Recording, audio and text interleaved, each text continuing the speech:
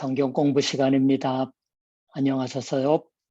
주 예수의 생애 37번째입니다.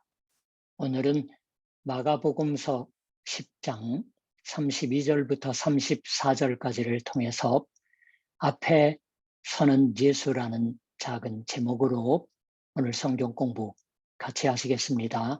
먼저 성경을 같이 읽으실까요? 예루살렘으로 올라가는 길에 예수께서 그들 앞에 서서 가시는데 그들이 놀라고 따르는 자들은 두려워하더라.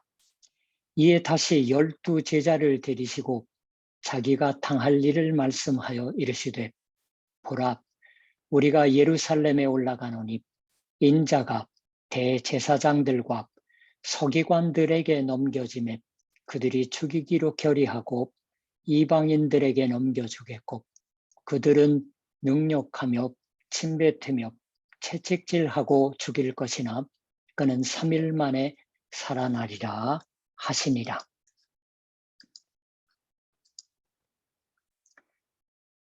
성경에 기록된 말은 별 생각 없는 표현일지라도 우리에게 하나의 지식을 전할 뿐만 아니라 그런 걸 넘어서 하나의 경험을 줍니다.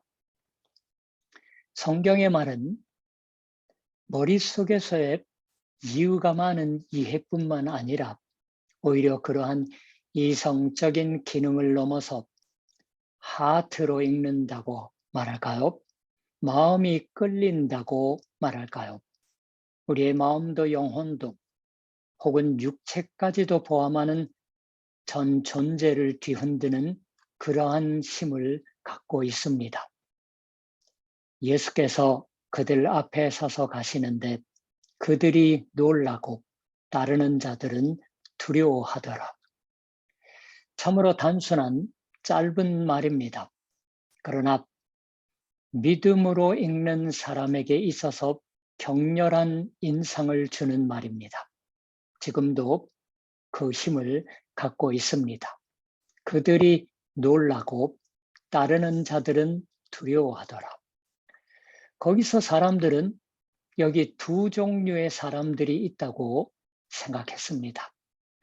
놀라고 라는 것은 3인칭 복수이므로 그리스어는 동사로서 주어를 나타냅니다.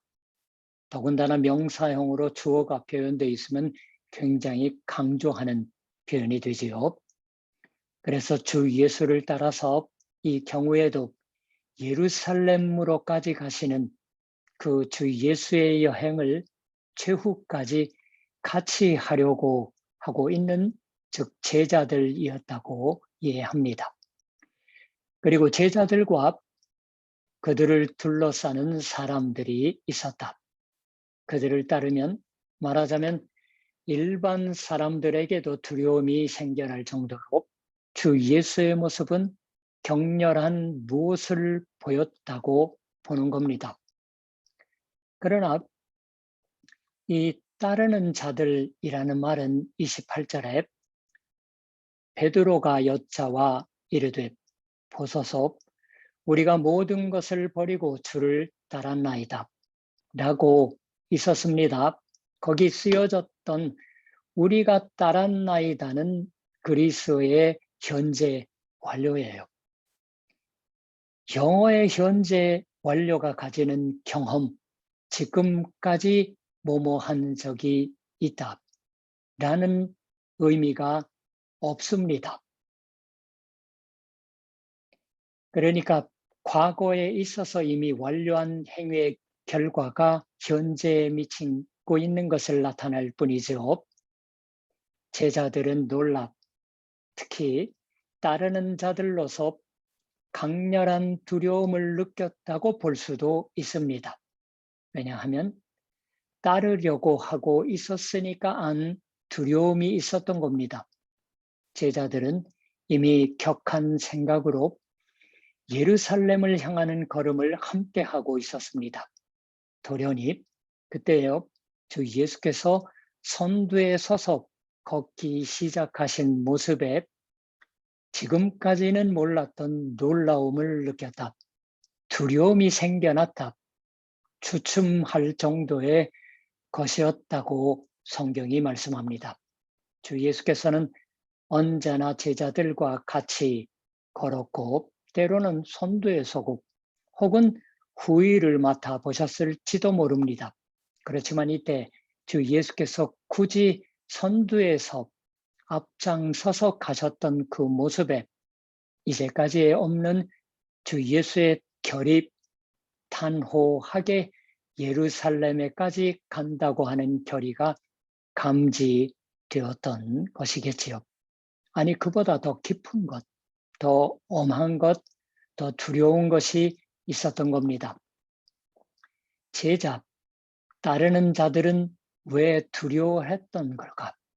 성경은 이 따르는 자들을 현재 분사의 명사적 용법을 사용해서 남자뿐만 아니라 남녀 전체를 나타내는 표현을 쓰고 있습니다. 일부러 그런 의미에서 따르는 자들과 앞에 있는 그들을 구별해서 말하고 있다고 볼 수가 있는 거예요. 신앙이란 주 예수를 따르는 것입니다. 바로 이처럼 주 예수의 걸음을 함께 하는 것이 믿음, 신앙입니다. 그러나 그 따르는 자가 되었기 때문에 아는 두려움이 있습니다. 이에 다시 12 제자를 데리시고 자기가 당할 일을 말씀하여 이르시되 보라, 우리가 예루살렘에 올라가노니 인자가 대제사장들과 서기관들에게 넘겨지매 그들이 죽이기로 결의하고 이방인들에게 넘겨주겠고 그들은 능욕하며 침뱉으며 채찍질하고 죽일 것이나 그는 3일 만에 살아나리라. 이제부터 예루살렘으로 간다. 예루살렘으로 가서 무엇이 일어날 건지, 예수님 자신의 몸에 일어날 것에 관하여 여기서 주 예수께서는 대단히 구체적인 표현으로 이야기하셨습니다. 그러나 여기서 말씀되고 있는 것을 제자들은 처음 들었던 게 아닙니다.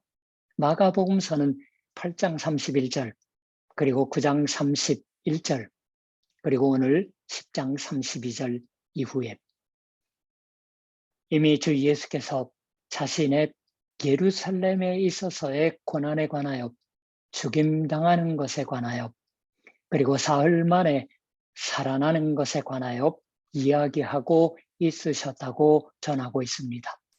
따라서 적어도 복음서에 기록한 순서로 말하면 여기서는 세 번째 주 예수 자신의 순환에 관하여 자신의 고난에 관한 예고가 있었던 겁니다.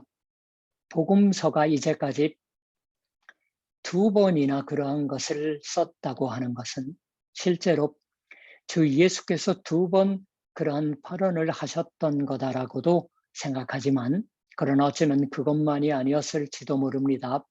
8장 31절 베드로가 주 예수께 대해서 당신은 그리스도이시다라고 말씀드려서 그리고 그걸 계기로 해서 나는 예루살렘에 가서 죽임당하는 거다고 하는 것을 말씀하시고 난 이래 그때 이래 몇 번이고 반복해서 이러한 것을 말씀하셨던 게 아닐까라고도 생각합니다. 그 세 번째라고 하는 것은 3~4번이 아니라 거듭 말씀하셨던 것이기도 하겠죠.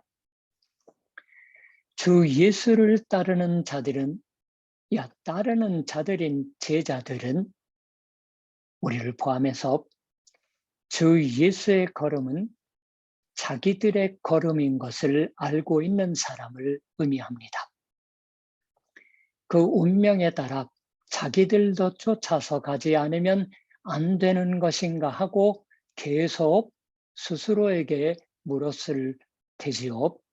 그리고 마가복음서 8장이 혹은 병행구절인 마태복음서 16장이 전하는 것처럼 베드로는 그런 일이 있다고는 생각할 수 없었습니다. 그래서 그런 걸 말하지 말아 주십시오라고 주 예수를 만류한 생각도 제자들 사이에 공유되고 있었을 터입니다. 그런 거 말씀하지 말아 주십시오 하고 막아보거나 막아도 소용없는 거예요. 그렇게 생각하면서도 내심에서는 뭐 그러나 그렇게는 말하셔도 예수님도 도중에 되돌아가 주시는 게 아닐까 하는 생각도 있었을지도 모릅니다. 의심하여 망설이는 생각이 있었음에 틀림없는 거예요. 그러니까 그러한 것을 잘 아시면서 주 예수께서는 단호하게 예루살렘으로 향하셨다. 선두에 서서 걷기 시작하셨다. 제자들에게 두려워하는 마음을 낳았던 건, 아니 따르는 자들에게 두려운 마음이 솟았던 건 그 때문이었다고 생각됩니다. 드디어 저 말씀하시고 있던 고난 속으로 라고 명확히 결의하셨다. 이제 후퇴는 없겠다. 자기들도 그걸 각오하지 않으면 안 되겠다. 두려워하는 건 당연했습니다. 제자들만 따라간 건 아닌 걸 우리가 잘 압니다. 더 많은 이들이 함께 동행했습니다. 그러니까 여기서 주 예수께서는 결정적으로 자신이 이제까지 반복해서 말해 오셨던 것을 다시 한번, 게다가 이제까지 어떤 말보다도 상세하게 말씀하셨습니다. 성경이 그렇게 증언하고 있는 거예요. 여기서 매우 중요한 것은 8장 31절, 9장 31절에서 주 예수께서 자신의 고난에 관하여 이야기하실 때에는 언제나 인자라는 칭호를 사용하고 있으시는 것입니다. 내가 이러한 고난을 만난다 하는 말투를 하시지 않고 인자는 하고 이야기하셨던 겁니다. 이 인자라는 말은 대체 무엇을 의미하는 걸까요? 한편으로는 인자라는 건 문자대로 사람의 아들입니다. 인간에게서 태어난 자식이라는 것이고 진정한 인간, 인간다운 인간을 의미한다고 해도 좋을지도 모르겠어요.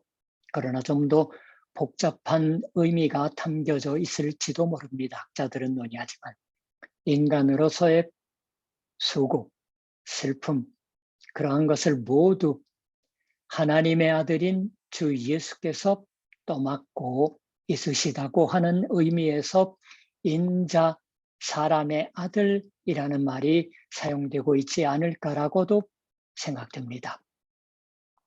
그러나 또 하나 귀중한 중요한 것이 있습니다. 구약 성경에 의하면 인자는 세상 마지막에 나타날 구주를 의미합니다. 예언서 다니엘서에 그것이 말씀되고 있는 거예요. 인자와 같은 이가 있어 내 입술을 만지리라. 내가 곧 입을 열어 내 앞에 서 있는 자에게 말하여 이르되 내 주여 이 환상으로 말미암아 근심이 내게 더함으로 내가 힘이 없어졌나이다. 다니엘서 10장 16절에 또 나옵니다. 성경 외의 문서에도 나오지만 구약 성경 중에도 나오는 것은 여기하고 또 한 군데 있을 뿐이에요. 주 예수께서는 최후의 구원을 주시기 위해서 하나님이 보내신 구주, 그러한 의미가 다니엘서에 쓰여 있습니다. 주 예수 자신 그러한 의미에서 쓰고 있으시다고, 자신을 인자라고 칭하고 있으시다고 말할 수가 있습니다. 수없이 나오지만 그 누구 한 사람도 그 인자가 누굽니까? 라고 되물은 적이 성경에는 없습니다. 그러나 세 번째로, 이것이 가장 중요한 것이겠지만 주 예수께서 자신을 인자라고 말하셨을 때에 그것은 무엇보다도 자신의 고난을 의미했습니다. 정말 구주라는 의미도 있지만, 그러나 이 구원은 고난에 의해서 자신의 고난으로 말미암아서 가져다지는 것이었습니다. 특히 이 세 번의 성경이 기록하고 있는 순환 예고에 있어서 주 예수께서는 그와 같은 의미에서 반복하여 자신을 인자라고 칭하셨습니다. 하나님의 아들이 진실로 인간이 되어 그 죄와 죽음으로부터의 해방을 계획하셨을 때, 그것은 아무래도 자신의 고난을 불가결한 것으로 했다고 하는 것이 이 인자의 호칭에 명확히 표현되어 있습니다. 그리고 최후에 그 관련해서 우리가 기억해야 할 것이 있습니다. 자신을 인자라고 칭하실 때 그것은 문법적으로 말하면 3인칭이라는 것이 되겠지요. 나라든가 당신이라고 말하는 게 아니라 자신을 이 인자는 하고 남의 일처럼 이야기하고 있으시는 것이 됩니다. 자신의 것에 관하여 3인칭으로 말씀하셨다. 자신은 이렇게 한다고는 말하시지 않습니다. 자신에게 있어서 다른 사람의 의지가 행해진다. 좀 어려운 말투를 할 것 같으면 그러한 게 되겠지요. 여기에도 인자는 넘겨짐에라고 쓰여 있습니다. 수동으로 이야기됩니다. 그 다음에 그들은 인자에 대해서 이러한 것을 한다라고 사형을 선고하고 능욕하고 조롱하고 침뱉고 죽여버린다라고 이제부터 주 예수님의 고난에 관하여 계속 배우게 됩니다. 주 예수의 고난, 그걸 순환이라고 부릅니다. 고난을 받는다. 고난, 괴로움을 주 예수께서 받으신다. 주 예수는 결코 어떤 고통스러운 것이라도 자신에게는 예사로운 것이고 어떤 고난도 자신의 힘으로 돌파해 보이겠다고 하는 영웅으로서 행세하고 있으시는 게 아닙니다. 오히려 여기서는 주 예수께서는 철저하게 먼저 수동적이려고 하십니다. 수동적이 되어서 대체 누구에게 어떻게 취급되는 걸까를 말하시는 거예요. 말할 것도 없이 하나는 인간들입니다. 제사장, 서기관들이라고 있지만 율법학자들입니다. 여기서 그들이라고 불리우는 또 사람들입니다. 이방인이라고 불리고 있는 사람들도 또 유대인도 있습니다. 로마의 지배자도 있습니다. 율법학자, 제사장이라는 유대 사람들 중에 지도자들도 있습니다. 여기 나오는 이방인, 그건 무엇보다도 로마 총독 빌라도를 말하겠지요. 그러한 세상의 권력자에 의해서 고난당하고 죽임당해 버리신다라고. 그러나 그것만이 아닙니다. 여기서 하나님이 그 자신의 행하심을 하신다. 최후에 그는 3일 만에 살아나리라고 하는 말이 있습니다. 마태복음서에서는 이것이 살아나게 된다고 하는 말로, 즉 수동적인 말로 전부 3번의 예언에 있어서 기록되어 있습니다. 근데 우리가 오늘 읽은 마가복음서에서는 수동적이 아니에요. 마태복음서에서는 하나님이 다시 살아나게 하신다. 게다가 그때까지 하나님은 모른 채 한다고 하는 게 아니라 제사장, 율법학자, 이방인들이 하는 것 전부가 실은 주 예수의 아버지이신 하나님의 계획에 의하는 그 뜻에 의하는 것입니다. 주 예수께서는 이 하나님의 뜻을 따르겠다라고 결의를 하셨습니다. 그 의미에서는 따르는 자들이라는 말은 단지 제자들만이 아니라 우리 자신들이 포함되는 것뿐만 아니라 주 예수 자신의 것이기도 했다고 하는 생각이 됩니다. 주 예수는 선두에 서서 걸으셨지만 어쩌면 그 선두에 주 예수의 또 하나 앞에 아버지 하나님이 서서 주 예수를 인도하고 있으시다고 생각할 수도 있을 것입니다. 여기 주 예수의 고난의 구체적인 걸음이 시작됩니다. 우리의 구원의 현실이 되는 걸음이 시작되고 있는 겁니다. 기도하겠습니다. 하나님, 아들 예수 그리스도께서 오늘 세 번째 인자가 고난을 받는다. 그리고 사흘 만에 다시 살아나리라고 하는 것을 고했을 때 그 결연한 의지가 앞에 서서 새삼 걸어가시는 의연한 모습을 통하여 제자들에게는 놀라움과 그리고 따르는 자들에게는 두려움이 생겼음을 복음서가 전하고 있는 말씀을 오늘 배웠습니다. 이제부터 배워가는 주 예수의 순환에 관련된 말씀들을 통해서 하나님, 우리들의 교회에, 아니 우리들의 믿음의 근본으로 돌아가서 하나님, 우리 인간의 현실을 하나님이 그 섭리로 인해서 이끌어 가시려는 그런 모습들 속으로 우리 교회가 앞장서서 하나님의 그 뜻을 전하고 실현하는 그 도구가 되게 하여 주시옵소서. 예수님의 이름으로 기도드립니다. 아멘. 자, 그럼 다음번 성경 공부 때 또 뵙겠습니다.